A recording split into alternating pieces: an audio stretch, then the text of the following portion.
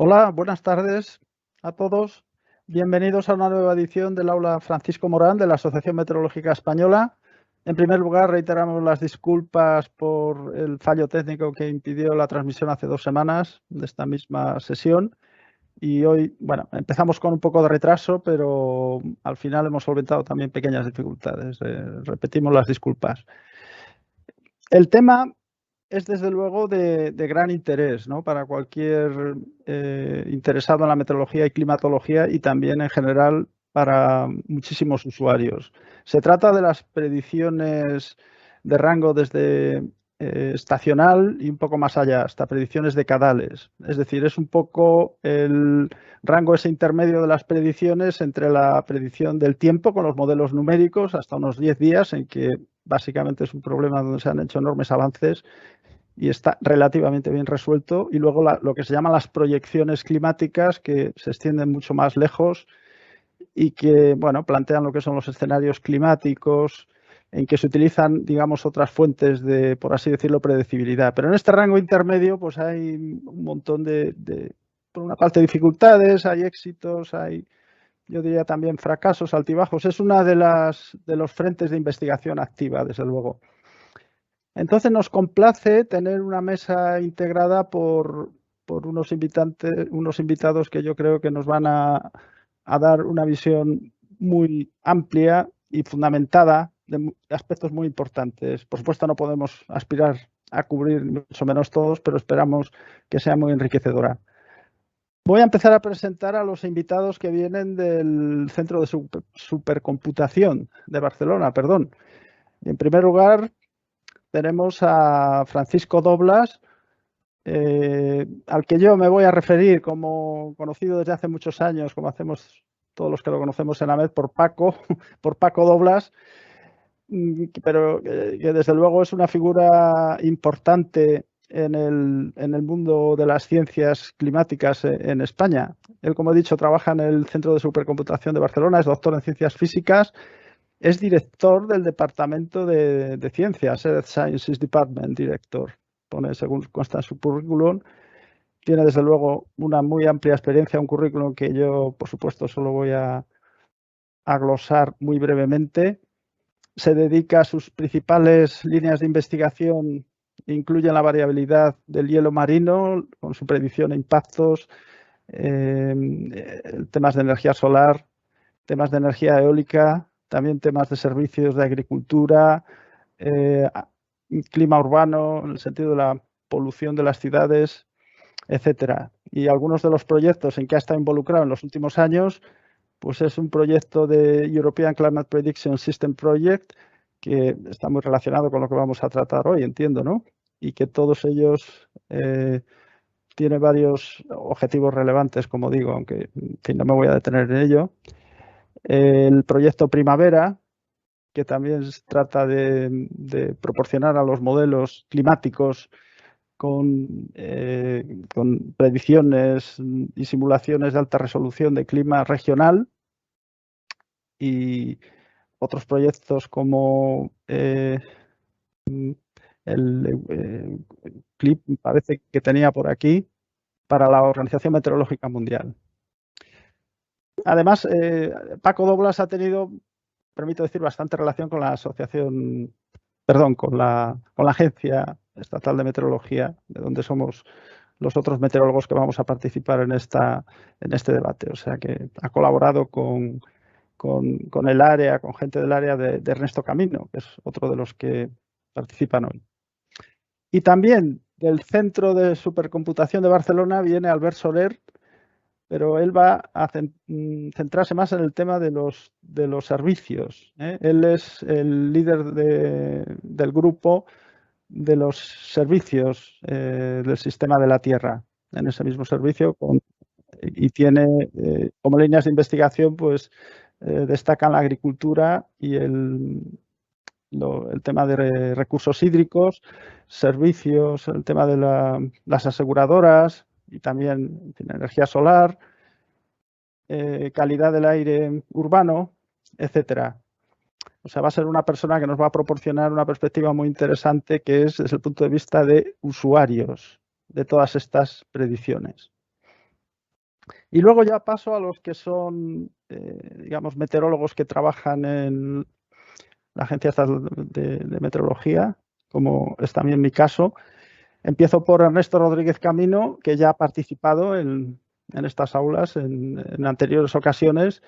Ernesto Rodríguez Camino, que es el jefe del área de, de modelización climática y de variabilidad climática. Es una persona que está, desde luego, en la Agencia Estatal de Meteorología, es el punto de referencia en todo lo que tiene que ver con proyectos relacionados, pues eso, con la modelización del clima, la variabilidad del clima. Tiene una dilatada trayectoria. Él empezó, como ya he dicho, en otras aulas moras. Voy a repetirme un poquito, pero bueno, por indicar algo de su amplio currículum, él empezó en el mundo de la predicción numérica y allí se especializó en el tema de modelización de esquemas de superficie, parametrización de procesos de superficie, y desde allí evolucionó a lo que es el tema de las predicciones climáticas, modelización climática, desde el puesto en el área que ocupa ya desde hace, pues, por lo menos 15 años o así.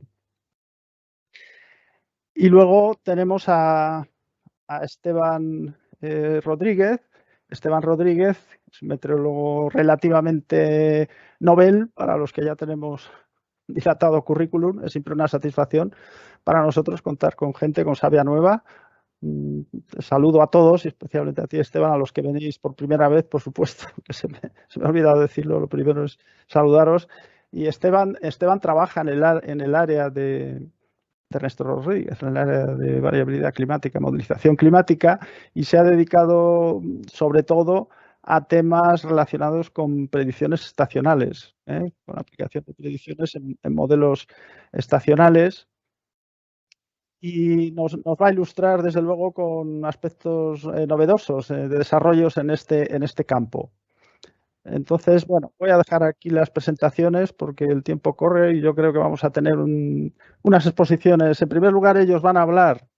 Voy a hacer una ronda, un turno de palabra para que expongan brevemente, si lo estiman oportuno, con ayuda de una presentación de transparencias o lo que sea, pero que expongan algunas ideas que sirvan también de base, de acicate para lo que debe de ser luego, pues esperemos, una animada conversación, intercambio de ideas.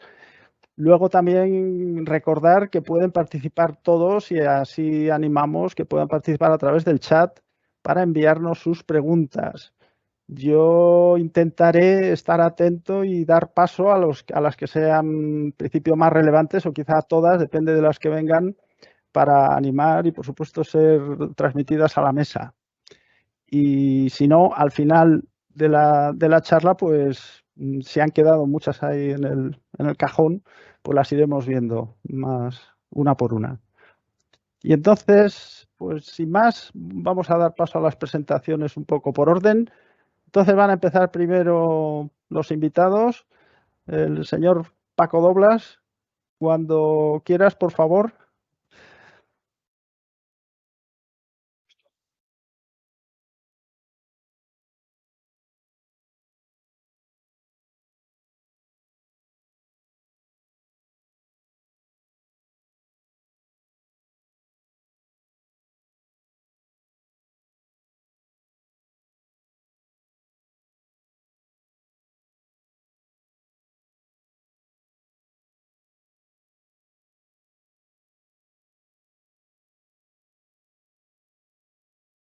Que no tengo transparencias esta vez, pero intentaré en pocas palabras explicar qué es lo que ha supuesto la predicción climática, por lo menos en los años que llevo trabajando en este tema, y sobre todo explicar un poco cuáles son las ventajas y las limitaciones que presenta.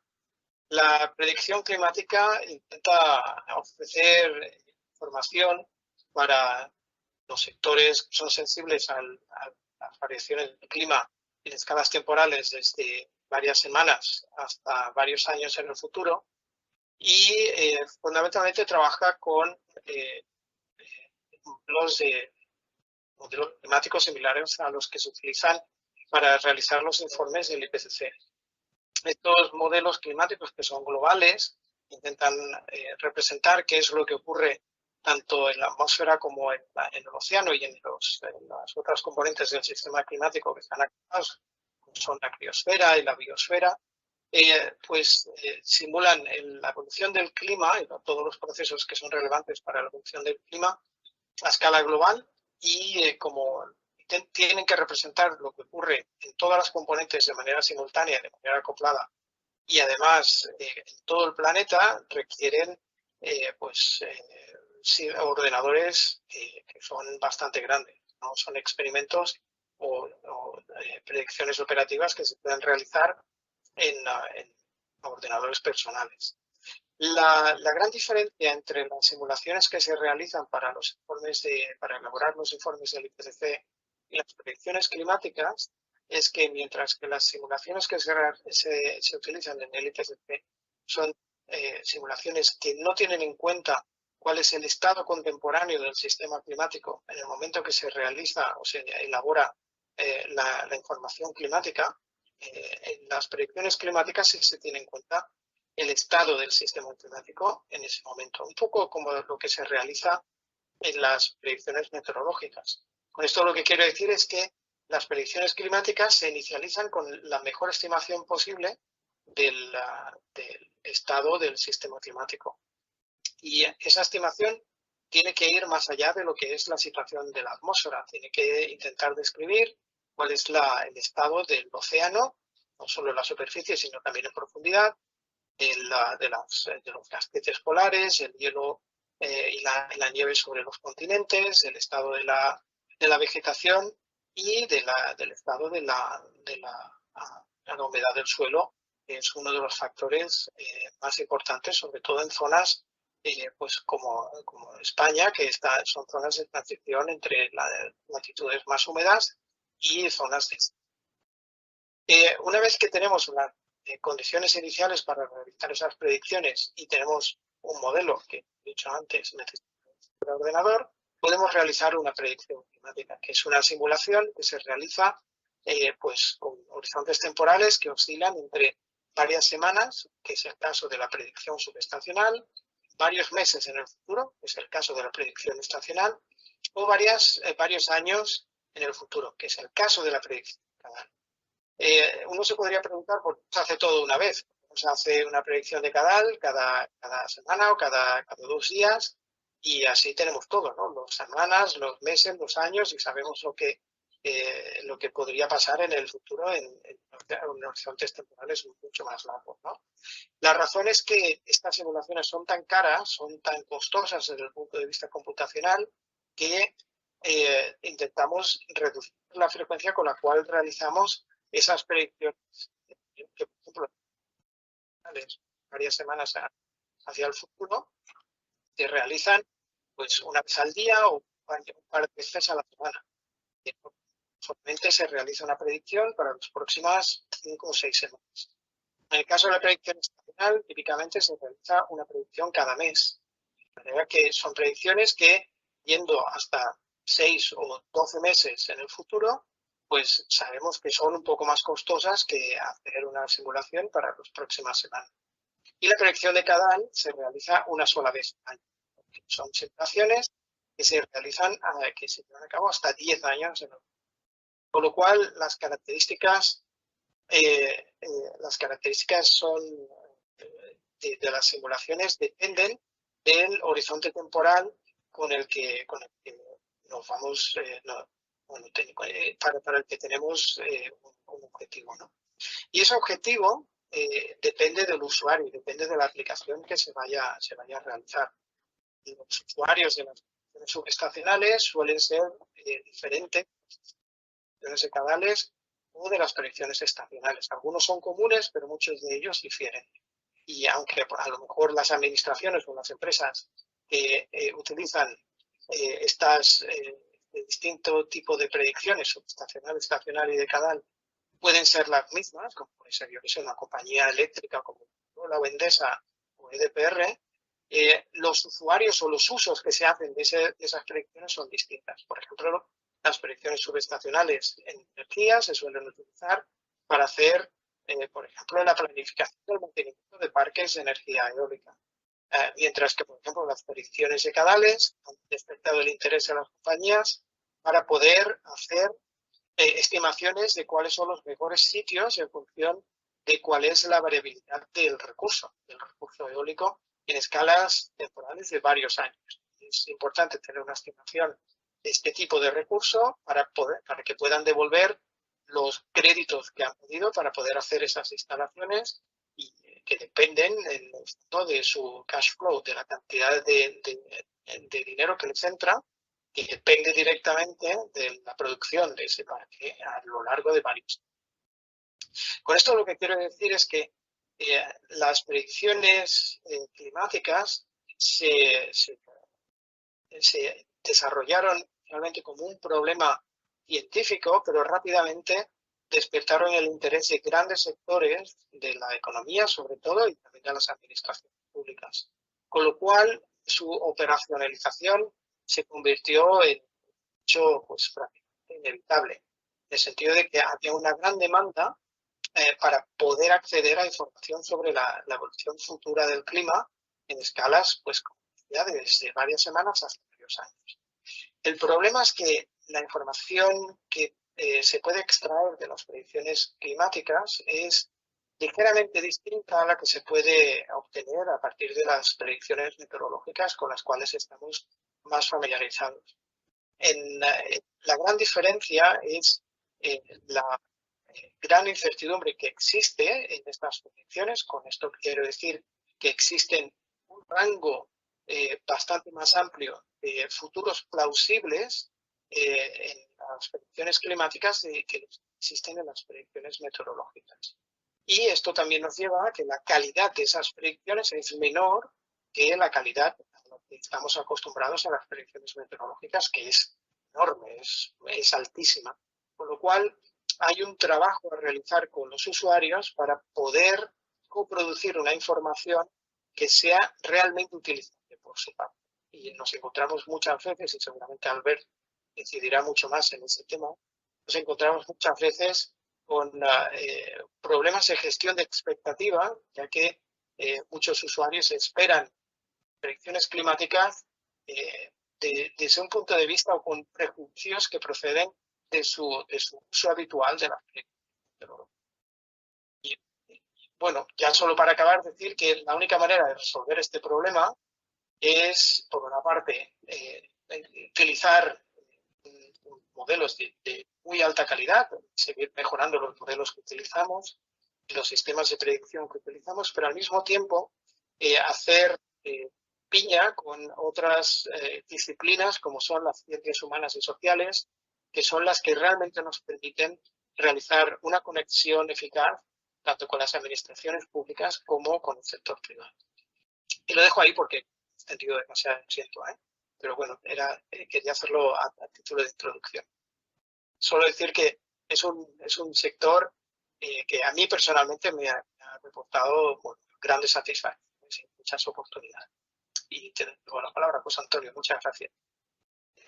Muchas gracias, Paco, por tu sumario de la situación general, de las perspectivas, de la problemática también has apuntado y los usos, ¿no?, de la predicción climática. Ahora doy la palabra, según el orden que habíamos acordado, a Esteban, que nos va a hablar quizá más de la predicción estacional, creo. ¿No, Esteban? ¿Estás preparado? Buenas tardes a todos. Gracias, José Antonio. Sí. Paco ha hecho un muy buen resumen, un buen recorrido por la naturaleza del tipo de predicciones, o por lo que son las predicciones climáticas. Tengo aquí alguna transparencia. Voy a compartirla para añadir alguna cosa más. Es muy importante, como Paco ha dicho. A ver si esto me deja compartir. Tiene que ser. Aquí está. ¿Se ve? Sí. Vale. como Paco ha dicho, es muy importante entender los fundamentos en los que se basa las predicciones climáticas y, bueno, en concreto la estacional, y las diferencias con lo que estamos acostumbrados en lo que es una predicción, digamos, a corto plazo, ¿no? En la predicción a corto plazo estamos acostumbrados bueno, pues a tener con bastante fiabilidad en el plazo de unos pocos días mucha información del estado concreto de la atmósfera, de qué valores van a tomar mis variables. Si nos centramos en esta parte de aquí, la idea sería que yo en mi modelo le meto las condiciones que tengo de la atmósfera y puedo saber en un plazo de tiempo, hasta un plazo de tiempo razonable, en qué estado se va a encontrar la atmósfera. Pero, como ya demostró Lorentz con sus experimentos, el comportamiento caótico de la atmósfera hace que podamos predecir de forma exacta ese estado de la atmósfera hasta un plazo determinado. A partir del plazo de una semana o unos 10 días, variaciones muy pequeñas del estado inicial que introducimos en el sistema hacen que nos encontremos con estados completamente distintos.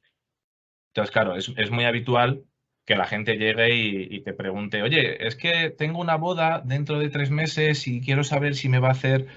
Bueno, es que eso no es posible. Eso sería enfocarlo desde el punto de vista de la predicción de corto plazo. Ahora, como Paco ha dicho, lo que se incluye en los modelos de predicción climática es información de todos los otros elementos del sistema climático, desde la hidrosfera, biosfera, criosfera, que tienen unas escalas de variabilidad más largas y que nos condicionan, digamos, serían escalas desde días hasta meses o incluso años, y nos condicionan qué estados puede tomar la atmósfera, digamos. Nos harían como una limitación de en qué estados posibles nos podemos encontrar. Entonces, aparece el concepto de información probabilista, ¿no? Yo no puedo saber en Córdoba en agosto si voy a tener 43 grados o 35 de máxima, pero sí sé que es bastante probable que las máximas estén por encima de 25 o 30 grados y puedo tener una distribución de probabilidad que me marque digamos, que es el concepto de clima, cuando lo promediamos para un número grande de años, saber cómo de frecuente es que tenga temperaturas por encima de 45 o por encima de 40 o por debajo de 10. Sería muy poco probable.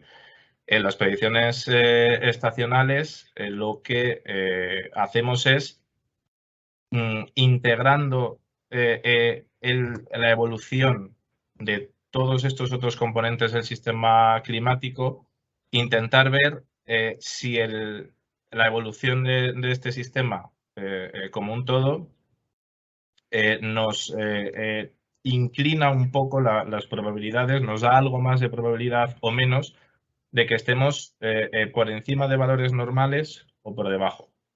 Pero es complicado decir o dar una información mucho más precisa que esta. De ahí la importancia del concepto de información probabilista. Además, estamos acostumbrados a que los resultados de los modelos de corto plazo nos den información muy precisa y a tomar la salida de los modelos tal cual. Pero cuando realizamos integraciones con predicciones climáticas, con predicción estacional y con este tipo de modelos, los modelos presentan de base un error, un sesgo. A mí a lo mejor me dice mi modelo que las temperaturas puedo esperar que estén entre 25 y 30 grados. Digo, vale, pues yo lo comparo con la climatología habitual, vale, pues eso, con lo que vengo observando para ese periodo con los datos de las estaciones, puedo decir que es frío. Pero es que resulta que si yo reproduzco cómo se ha comportado el clima en un periodo largo en esta región y lo caracterizo, veo que es que el modelo tiene un sesgo. El clima que reproduce el modelo es un poco más frío. Entonces, para poder decir algo de lo que está dando mi predicción del modelo, necesito compararlo con la climatología que ha reproducido el propio modelo. Dentro de los resultados de los estados de la atmósfera posibles que da el modelo del sistema climático, ¿dónde se encuentran las integraciones que me está produciendo para esta predicción? Entonces, una predicción estacional o una predicción climática no se puede dar por separado y de forma aislada. Tiene que ir siempre acompañada de una retropredicción, de un hindcast para ese periodo y dar los resultados en forma de anomalías o de porcentajes sobre una serie de umbrales comparando con esa climatología. Luego, lo que ocurre es que si vemos cómo de bien se comporta la calidad de las predicciones, en este caso estacionales, esto sería la correlación de la predicción de temperatura 850 hectopascales. Vemos que en general, para zonas tropicales, la pericia de los modelos es mucho mayor que para latitudes medias, porque en nuestra región de latitudes medias, en general, la variabilidad interna de la atmósfera es mayor. Entonces, como decía Paco antes, la pericia de los modelos, la calidad de las predicciones es limitada. Y es muy importante no solamente tener disponible la climatología del modelo para comparar, sino para evaluar cómo de bien funciona para cada variable y en cada zona y estación. Aquí, estos cuadros cada fila representaría cómo se comporta uno de los modelos de predicción estacional que están disponibles en la web de Copernicus, y cada columna representaría una estación. En promediado, digamos, cómo de bien se comporta en una región, en este caso sobre la península o sobre el área de los Balcanes, aquí en azul. Y vemos que miramos la península y decimos, pues por ejemplo este modelo, que en concreto es el del centro europeo, se comporta muy bien en los meses de primavera y verano, en comparación con los demás, este modelo parece que va mejor. Bueno, va mejor aquí. Si nos vamos a otoño, vemos que se comporta peor que, por ejemplo, el modelo del CMCC. O si nos vamos a otra región, vemos que esas conclusiones cambian. Entonces, es muy importante tener a mano información de la pericia de los modelos a la hora de interpretar las predicciones. Hoy día hay disponibles de forma abierta información de los modelos de predicción estacional, pero es muy importante interpretarlos sabiendo un poco cómo se han comportado en el pasado y qué pericia tienen, incluso en diferentes estados base del sistema climático, porque estas tablas, si las calculamos en un momento, en un periodo largo o en otro, o si extraemos los años en los que, por ejemplo, tenemos un niño intenso o no tenemos un fenómeno del niño, el comportamiento de los modelos cambia. Claro, esto al final lo que se dan son probabilidades sobre perfiles, es la forma tradicional de darlo. Aunque es una información que muchas veces el público demanda, para el público en general es una información que comparativamente con el valor que les aporta la predicción a corto plazo es difícil de integrar.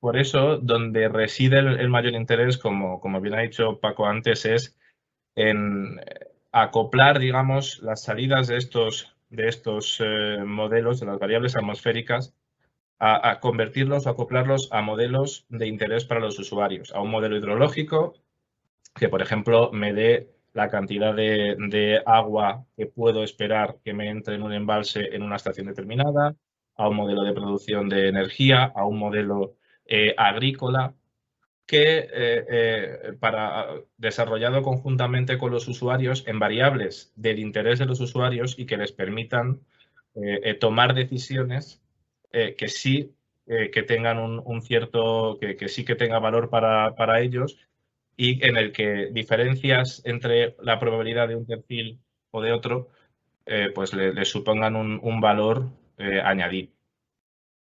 Entonces, es importante tener en cuenta esa limitación de las predicciones y, bueno, ahora mismo estamos en un momento en el que se están desarrollando gran cantidad de aplicaciones y de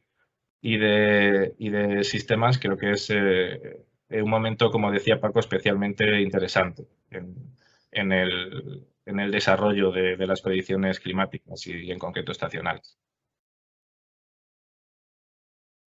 Devuelvo la palabra a José Antonio. Muy bien, muchas gracias, Esteban. Has hablado, me parece a mí, desde luego has tocado temas, ¿no?, muy importantes, en concreto la naturaleza probabilística o todo lo que tiene que ver con la necesaria presentación en forma de probabilidades de un tema tan sujeto a incertidumbres como es la predicción en concreto estacional, ¿no? La necesidad de la evaluación un poco por partes, ¿no?, cuidadosa, ¿no?, y por regiones o por periodos temporales. El tema de la relación con los usuarios, todos esos son temas candentes y amplísimos. Pero bueno, sigamos adelante. A continuación nos va a hablar Ernesto Rodríguez. Creo que se va a centrar un poquito más en las predicciones más climáticas. Si me equivoco, por favor, corrígeme, porque no recuerdo ya lo que habíamos hablado. Cuando quieras, Ernesto. Sí, estoy compartiendo pantalla. Se ve, supongo, ¿no? Sí. Vale, lo primero, gracias a mis predecesores porque ya han puesto encima de la mesa los elementos principales. Paco ya nos ha hablado de la diferente naturaleza de las predicciones, digamos, a corto plazo, predicción del tiempo, en lo que lo relevante es tener unas muy buenas condiciones iniciales. Y las predicciones climáticas desde escalas mensual, estacional, anual, decadal, donde allí va tomando cada vez más importancia el forzamiento externo. En cualquier caso, debido a las incertidumbres y a la naturaleza caótica del sistema climático que también han introducido mis predecesores, nosotros cuando simulamos el sistema climático tenemos que hacer multitud de simulaciones. Primero, porque el sistema es caótico y depende muy ligeramente de las condiciones iniciales, y porque tenemos multitud de incertidumbres. Esto da una idea, todas estas simulaciones, y más cuando hablamos de simulaciones a largo plazo en escalas decadal, como ya ha dicho Paco, o proyecciones de cambio climático, la demanda que requiere de recursos de ordenador. La predicción, por lo tanto, es esencialmente probabilística, como han dicho. Esta imagen muestra muy claramente con el juego este del pinball que a nosotros no nos interesa, al igual que en estas predicciones climáticas, el destino de una bola en concreto. Lo que nos interesa es la distribución climática que tenemos. Esto que tenemos aquí abajo, cómo se agrupan las bolas normalmente, pues con una distribución normal, y cómo diversas influencias en la escala estacional pueden ser influencias debidas, por ejemplo, a teleconexiones o a ciertos parámetros que tienen larga memoria, como la humedad del suelo o la temperatura del agua del mar, cómo esas influencias nos pueden, digamos, desviar, cargar las distribuciones climáticas, ¿no? Ir de este, digamos, distribución normal a algo más perturbado. Esto lo vemos también muy bien cuando sacamos, y eso mucha gente está muy familiarizado, con meteogramas. Nosotros sacamos un meteograma de cualquier variable, arriba tenemos temperatura, y pasados 10-15 días vemos que la evolución de la temperatura se mueve prácticamente según el carril de la climatología. Otra idea esencial que se ha mencionado aquí es que cuando hablamos de climatología en este contexto y en el contexto de los modelos tienen su propia climatología, que no tiene por qué coincidir con la climatología real. Tenemos siempre que expresar la evolución a escalas climáticas respecto a la propia climatología de los modelos. Esta es una idea esencial, o corregir esa climatología, corregir esos sesgos que pueden tener respecto a la climatología real. Y voy a contar dos ideas muy rápidos para dar paso a Albert. Nosotros ahora mismo tenemos modelos que generan multitud de información en la escala de los petabytes y queremos proporcionar servicios climáticos en escalas de información mucho más pequeña, de kilobytes, de megas de información para tomar decisiones. Esta información climática, conjuntamente con datos socioeconómicos, se debe exprimir y generar información pues, en forma de aplicaciones, por ejemplo, de teléfono o para manejar desde tablets, que nos permitan ayudar en la toma de decisiones. Un servicio climático es esencial la participación de los usuarios. Los usuarios nos tienen que plantear cuál es su problema, cuáles son sus variables relevantes. A un usuario puede no interesarle la temperatura o la precipitación, que son las variables climáticas que normalmente se predicen y se miran. Le puede interesar, por ejemplo, el aporte de agua a un embalse o si es una aplicación de tipo agrícola, la variación respecto al promedio de toneladas de producción de un cierto cultivo por hectárea. Esas son sus variables. Y para ello necesitamos pues, modelos intermedios de aplicación. Aquí en este caso se muestra un modelo de crecimiento de cosechas que nos traducen variables climáticas en variables específicas de los usuarios. Y aquí lo dejo, paso la palabra a Albert para que continúe con esta idea y desarrollo de los servicios climáticos. Albert, cuando quieras.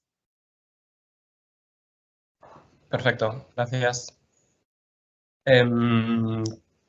Gracias a mis anteriores predecesores, la verdad es que me han allanado bastante el camino y me voy a centrar bastante en el tema de los servicios climáticos, ¿vale?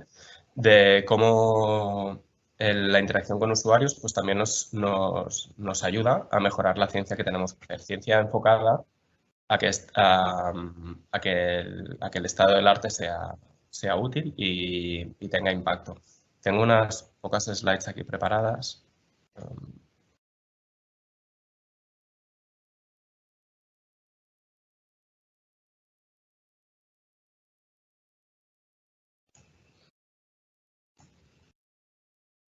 No podéis ver mi pantalla, ¿no?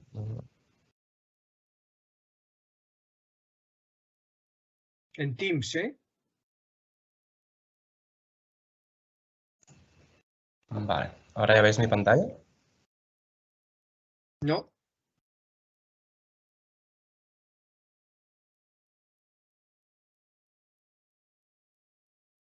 Ahora sí, ¿no?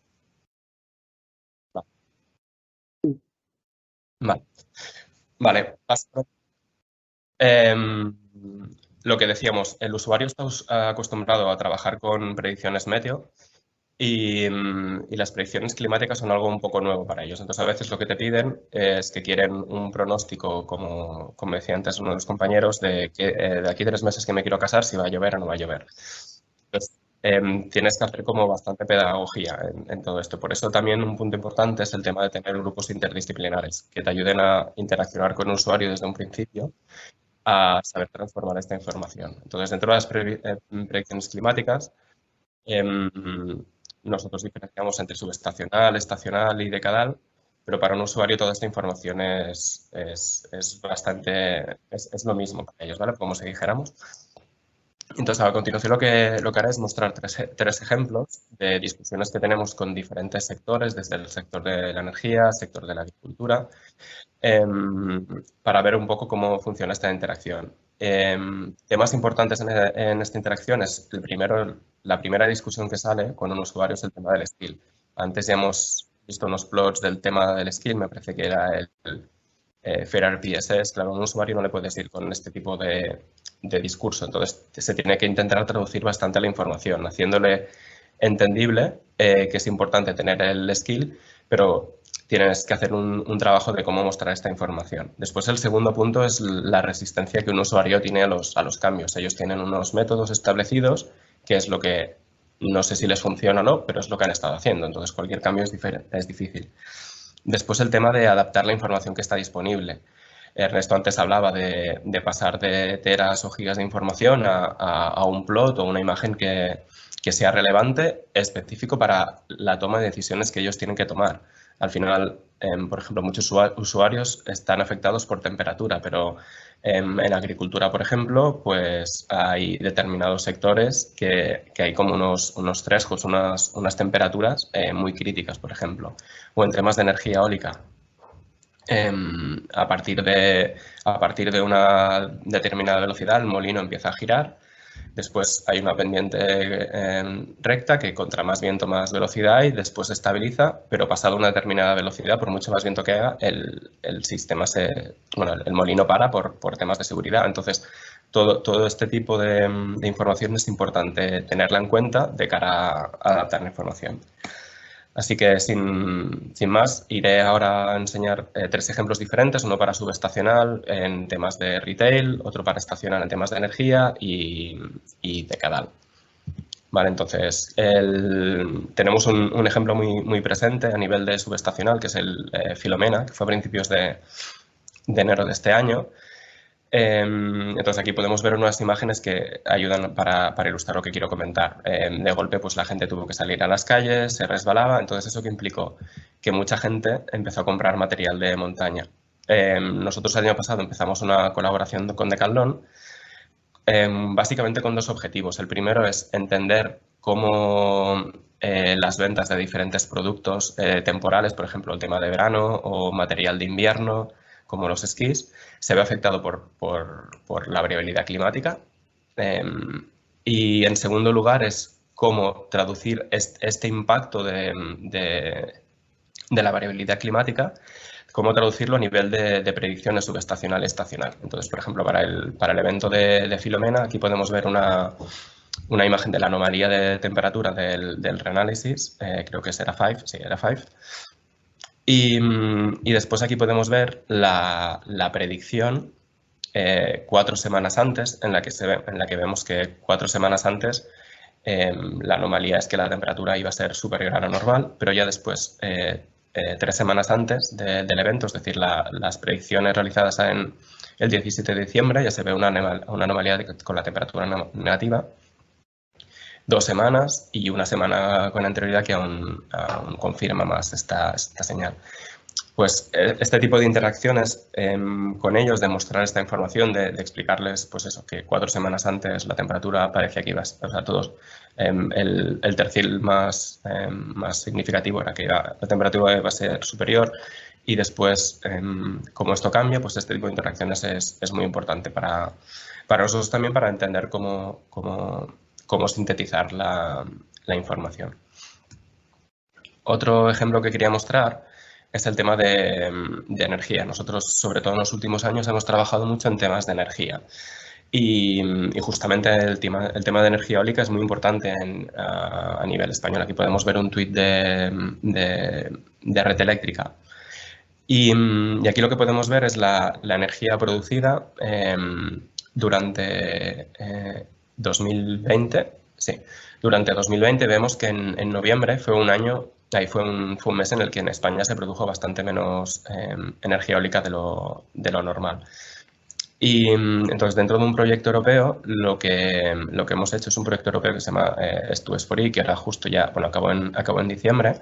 Entonces, en el proyecto tenía como dos líneas de investigación principal. Uno era el backend de toda la información que hay por detrás, cómo trabajar con las predicciones climáticas, cómo hacer temas de bias adjustment, cómo calcular tema de indicadores, pero también hicimos un esfuerzo muy grande en la visualización de esta información para facilitar la discusión con los usuarios. Entonces, dentro del proyecto desarrollamos una Decision Support Tool que está en abierto, lo que pasa es que ahora ya no vamos actualizando los pronósticos, en el que podemos ver, por ejemplo, todos los pronósticos del año pasado. Entonces, por ejemplo, este es el pronóstico de noviembre realizado en octubre, en el que vemos para España una anomalía de viento inferior a la normal.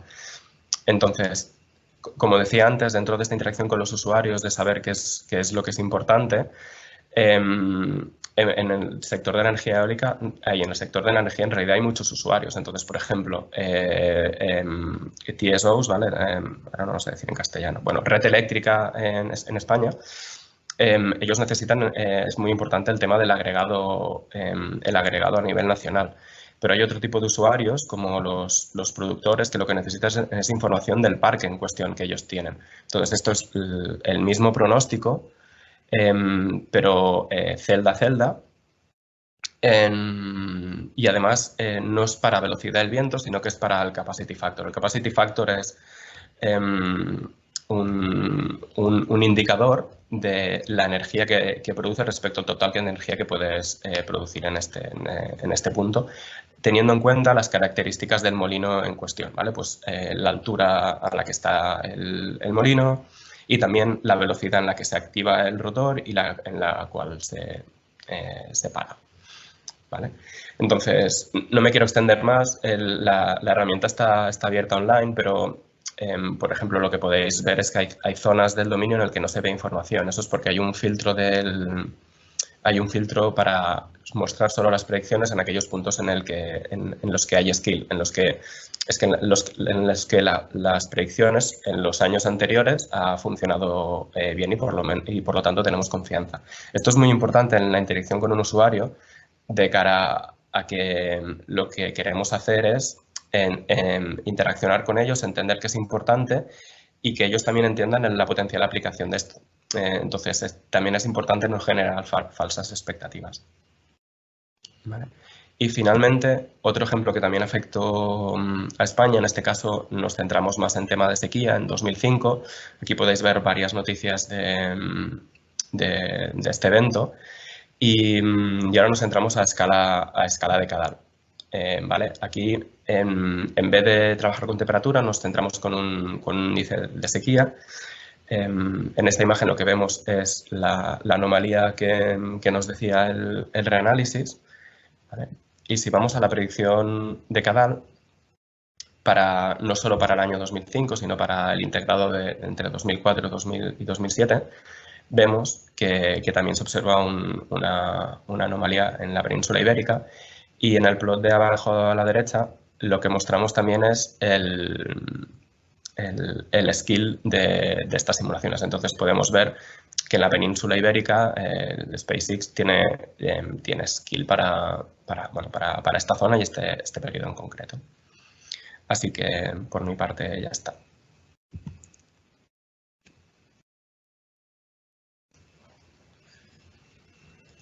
Muy bien, gracias, Albert. Bien, hemos terminado esta primera fase, digamos, expositiva.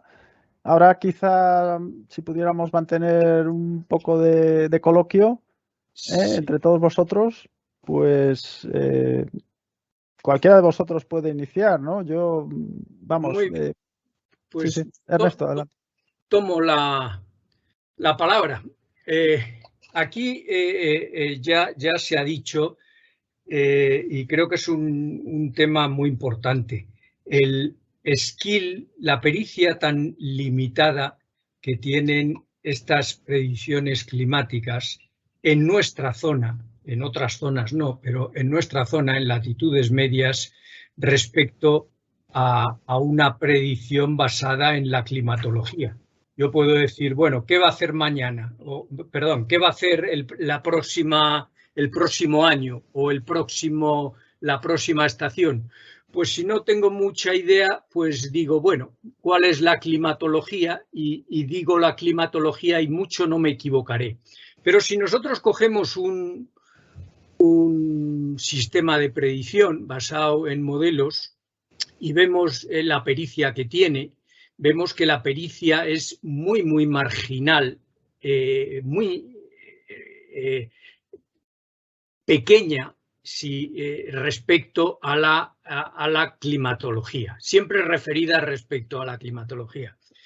Y a mí me gustaría suscitar un tema, quizás para Albert y para Paco, teniendo en cuenta esta pericia tan baja que tienen estas predicciones climáticas, en especial la estacional.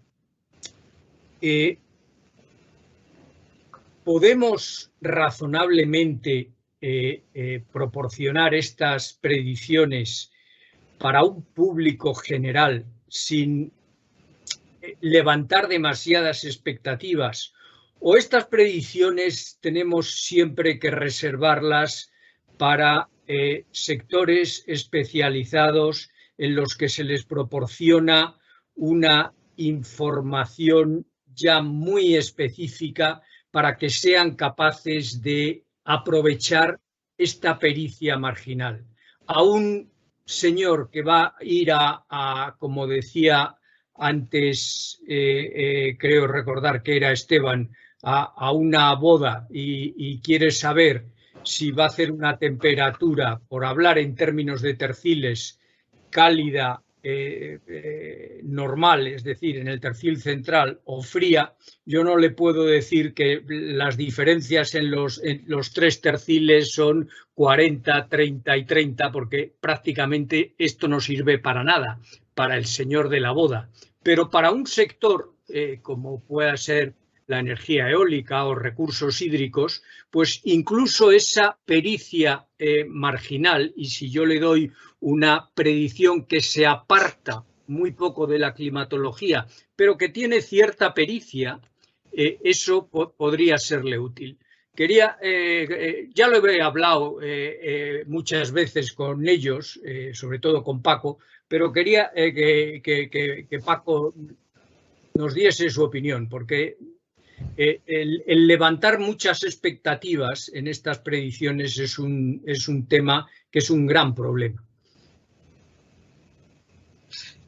Bueno, si puedo responder rápido para dejar a Albert que remate la respuesta. Yo creo que la respuesta es no. O sea, yo creo que no se puede, o no, digamos, se le puede ofrecer a un usuario estándar, ya sea un individuo o una empresa o una administración, digamos un ayuntamiento, pero, por supuesto, comunicando cuáles son las limitaciones de ese tipo de información. O sea, a título informativo, a título educativo y sobre todo con una honestidad brutal.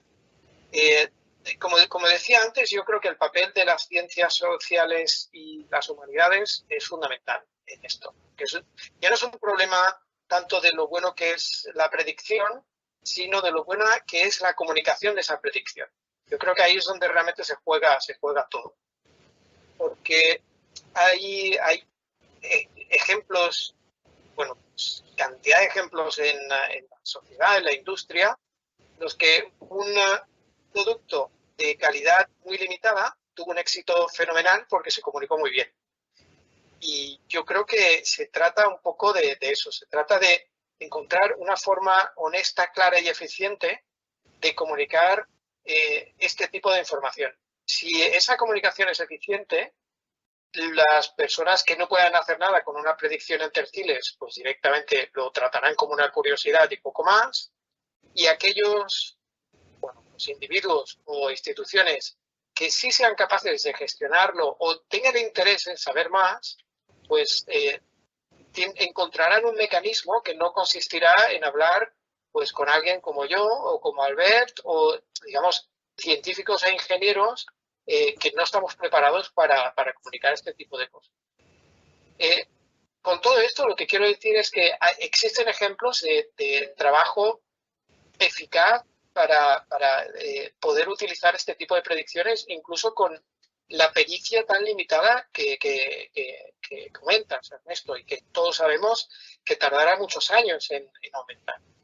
El ejemplo de Decathlon que decía Albert me parece paradigmático. Me parece muy interesante desde dos puntos de vista. Decathlon está interesado en dos cosas. La primera, en que le escuchen. Y quieren que escuchen cuál es su problema.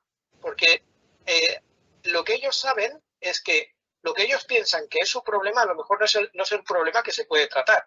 Y es trabajando juntos como se define una pregunta que es tratable.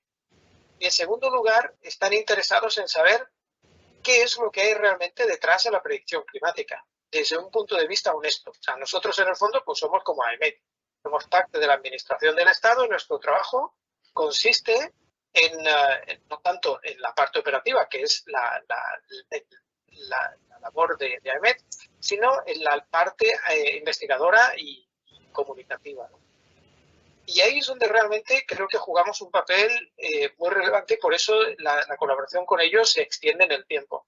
Porque lo que les ofrecemos es una auditoría de lo que hay disponible desde el punto de vista de sus intereses y sin ningún tipo de sesgo, porque nunca vamos a venderles nada. Nosotros no le vendemos un producto.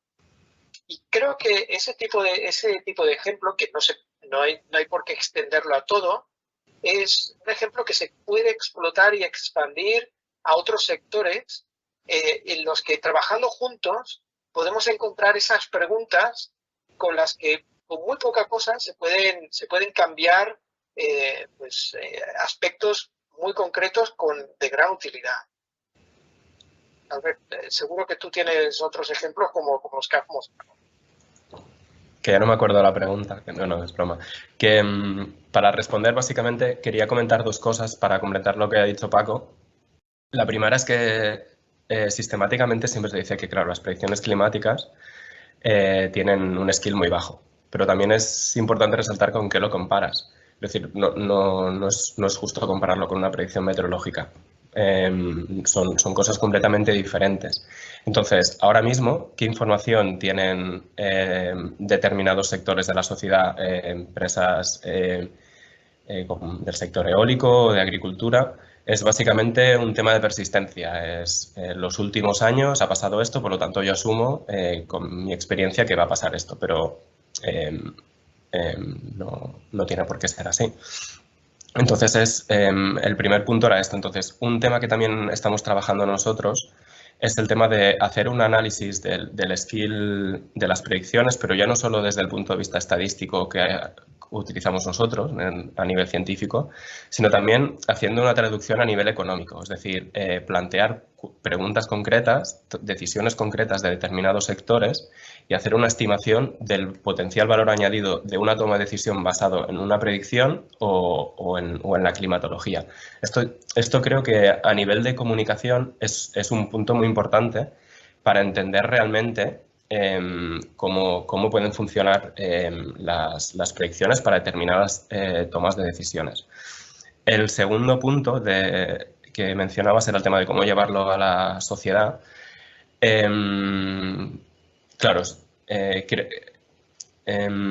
que es un tema de comunicación y teniendo en cuenta el skill y tal, pues es verdad que quizá no tiene sentido hacer una diseminación como se hace con la predicción meteorológica.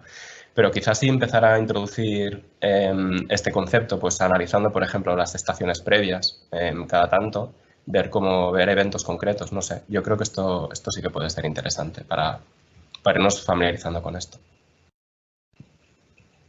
Sí, hay otro tema que también presenta dificultades en el caso de las predicciones climáticas.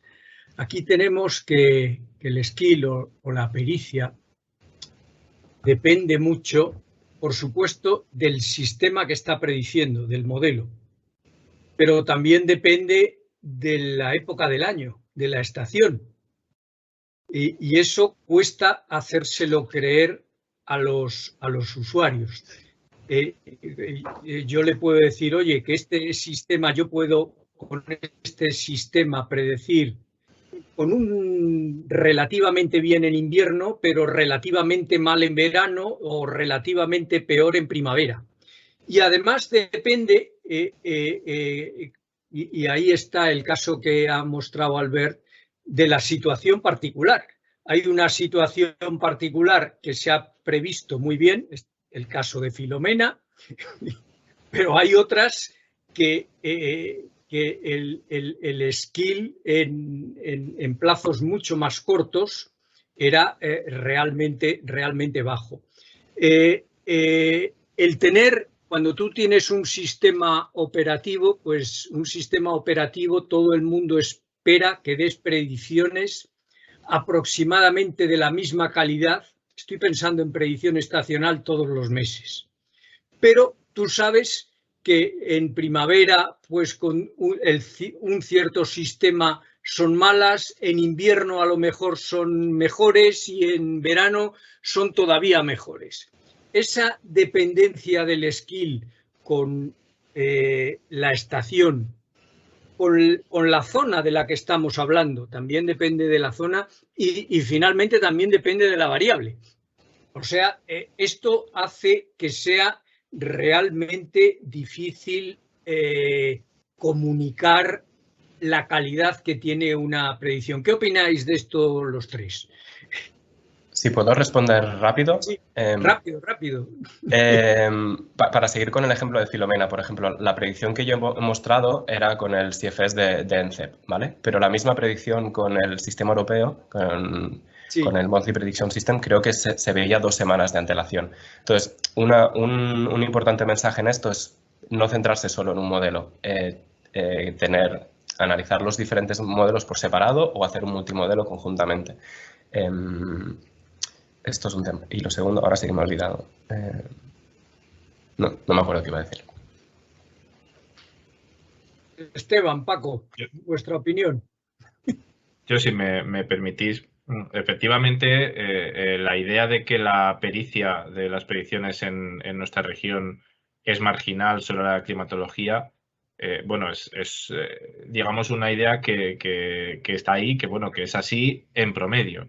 Pero esto no quiere decir que efectivamente en algunos casos, para alguna variable, para regiones o situaciones concretas, efectivamente, sí que haya, bueno, pues unos valores de pericia bastante razonables. Entonces, ahí es lo que decía antes Paco, de la importancia de por un lado, de la comunicación para ver cómo se integra toda esta información y para tener en cuenta todas las fuentes de información posibles, ya sea construyendo un multimodelo o con técnicas estadísticas que integren la información de alguna manera, y siempre tener esa información a mano cuando se está interpretando la predicción.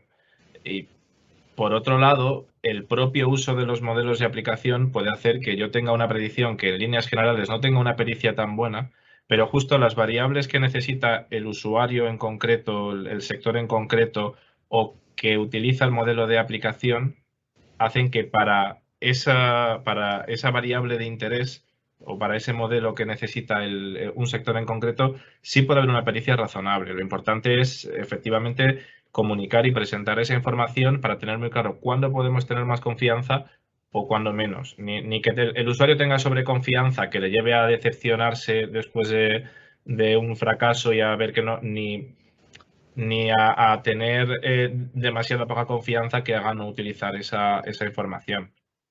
Y esto, como ha explicado Albert antes, ahí también el tener la información del impacto económico de la toma de decisiones o no, pues depende de lo que me cuesta a mí una medida preventiva, de lo que me cueste las pérdidas que puedo tener si no la tomo, sí. Eso, como decía Albert, se integra en índices de beneficio económico. Bueno, pues que, digamos, el desarrollar todo esto conjuntamente con los usuarios es la clave para sacarle auténtico partido a la predicción estacional y de Cadal. Y vaya, creo que hay más margen del que en general se intuye cuando se habla del poco skill, de la poca pericia que tienen las predicciones. Yo si puedo añadir algo, Sí. Ernesto, tú sabes Sí. que he construido parte de mi carrera en precisamente hacer esas estimaciones de pericia y de bueno, cómo construir todo este tipo de sistemas y demás, ¿no? Yo creo que erramos el tiro. Yo creo que la cosa no va por ahí. No, digamos que no podemos evitar esta visión tecnológica de la situación en la que intentamos ofrecer las mejores estimaciones de skill de las variables que conocemos, ¿no? La precipitación, la temperatura, el viento. En el fondo es lo que sabemos hacer y es para lo cual tenemos unas herramientas estupendas. Hay un conocimiento pues que desde el punto de vista investigador en nuestro caso y en vuestro caso desde el punto de vista operativo, bueno, pues es excelente, ¿no? Pero yo creo que si lo miras desde el punto de vista del usuario, probablemente hay muy pocos usuarios que están interesados en el skill en todas las estaciones del año, o en todas las variables, o en agregados de 3 meses, o incluso en el skill de las predicciones mismas. O sea, yo creo que cuando pasas un poquito de tiempo con los usuarios, y joder, vosotros habéis pasado un montón de tiempo con la gente de hidrología, por ejemplo, ¿no? Te das cuenta de que su problema es otro, de que su problema es entender qué es una climatología, cuál es el valor de una tendencia, cómo lo calculas, que tú entiendas realmente cómo usan eso y para qué lo usan, qué datos utilizan, qué fuentes de datos. Yo creo que la predicción no es una excusa perfecta para establecer un diálogo con un montón de usuarios que hay ahí fuera, que andan súper perdidos en su vulnerabilidad con respecto al clima y que lo que necesitan, más que una predicción, una serie de mapas y unas estimaciones de la pericia, es guía, acompañamiento y una serie de actores que sean capaces de trabajar con ellos para construir algo que no existe y que ellos necesitan y que muchas veces tiene una relación muy remota con lo que les estamos proporcionando. Muy bien, muchas gracias, Paco. En cualquier caso, cuando yo estaba hablando de skill, no me estaba refiriendo tanto al skill del modelo de temperatura, precipitación, sino las variables de usuario. Quiero decir, si estamos hablando de toneladas de trigo por hectárea, skill en esas variables que son la que le importa al usuario. Pero esas también dependen del sistema y dependen de otros factores. Muy bien, muchas gracias. Yo veo que nos estamos aproximando, nos hemos pasado del tiempo. Le devuelvo la palabra a José Antonio porque estas discusiones podrían ser eternas. José Antonio, sí, adelante. Vale, Ernesto, yo lo único, que hay alguna pregunta que incide en ideas que, bueno, ya las habéis hablado, tiene que ver o bien con la comunicación de las predicciones o bien con la habilidad, y podemos, quizá alguna os leo.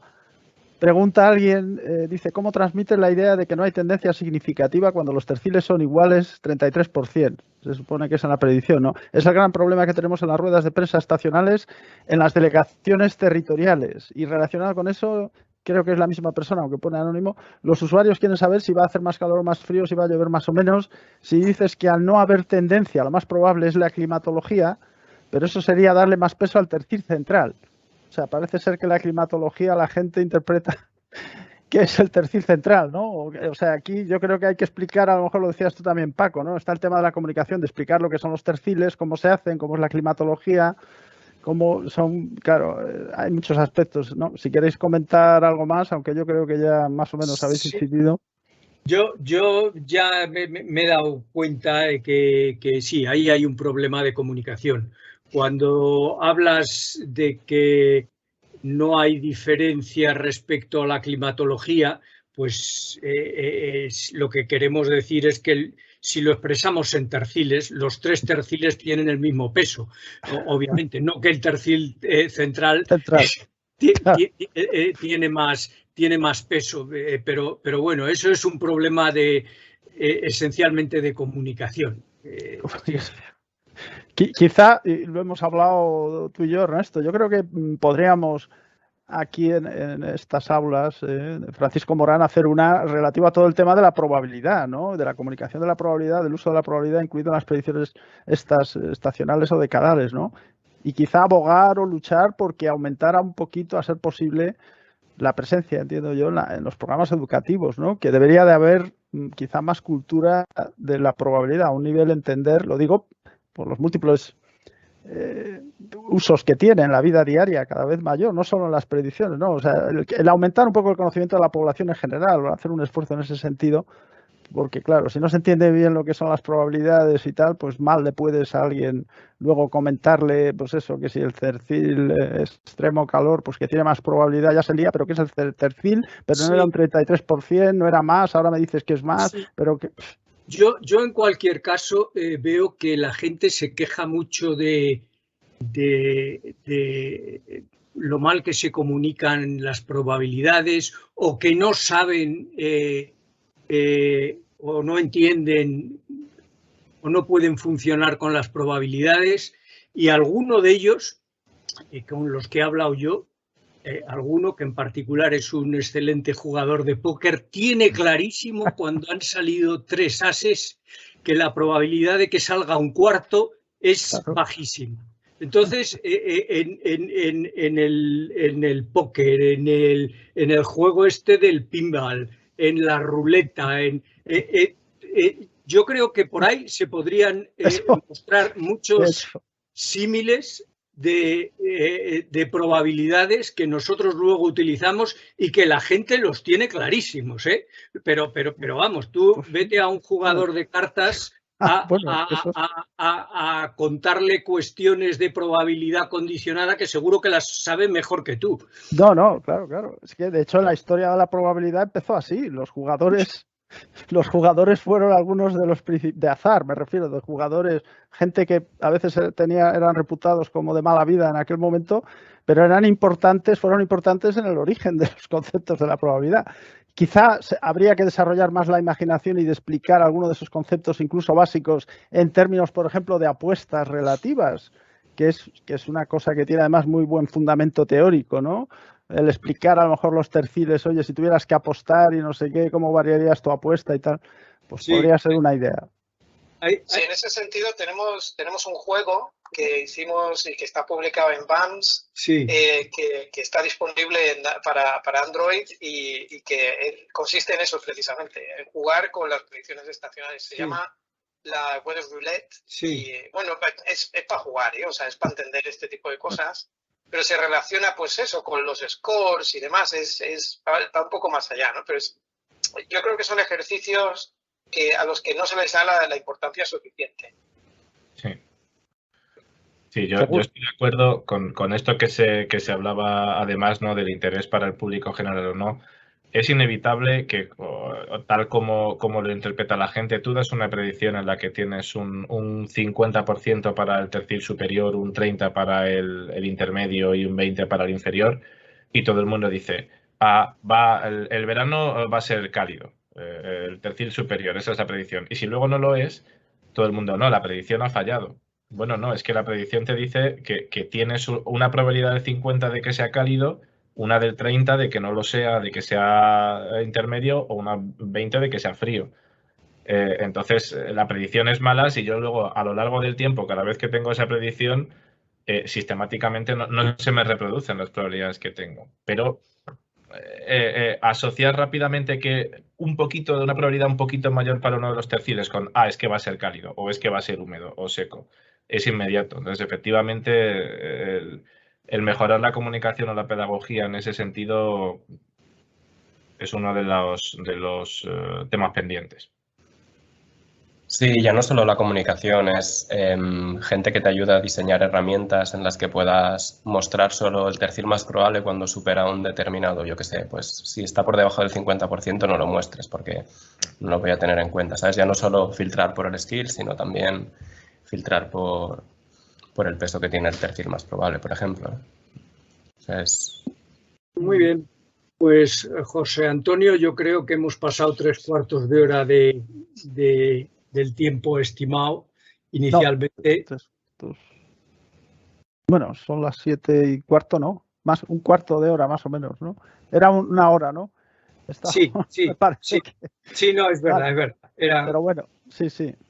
Yo creo que sí, yo creo que de las preguntas hay comentarios y tal, pero bueno, yo creo que más o menos se han tratado los temas, así que creo que sí, que podemos dejarlo aquí. Yo creo que bueno, que ha sido muy interesante. Desde luego está claro que el tema daría, como dices tú, Ernesto, para muchísimo más. No hemos hecho más que en parte tocarlo en superficie, pero bueno, ya se ha visto, yo creo, en el curso del debate, de las ideas y las exposiciones, que hay muchos aspectos aquí, hay mucho trabajo por hacer. Es un tema sin duda apasionante y desde luego toda la gente joven, a mí siempre me gusta hacer una apelación a la gente joven, los que están estudiando ahora o se plantean estudiar ciencias atmosféricas o del clima, que este sin duda es uno de los aspectos que va a tener más desarrollo en todos los años venideros, ¿no? Es uno de los caballos de batalla, desde luego, la investigación del clima y de las ciencias atmosféricas. Y creo que, bueno, por mi parte, reiterar las gracias a los asistentes, especialmente a nuestros invitados del Barcelona Supercomputing Center, ¿no? Los de un poquito que estáis menos relacionados, digamos, con las actividades habituales de la Sociedad Meteorológica Española. Muchas gracias por haber asistido, por habernos enriquecido con vuestros conocimientos y vuestras experiencias. Y sin más, vamos a dejarlo, a cortar aquí la emisión. Parece, ¿no? Fernando Aguado, gracias también a Fernando Aguado, que ha estado en lo que es la realización y todos los temas técnicos, llevándose muchos disgustos. Muchas gracias a él y a la gente del soporte técnico. Y nada, les convocamos a la próxima, que ya recibirán el anuncio en su debido tiempo. Muy bien, muchas gracias a todos. Gracias por la invitación. Adiós. Gracias. Adiós.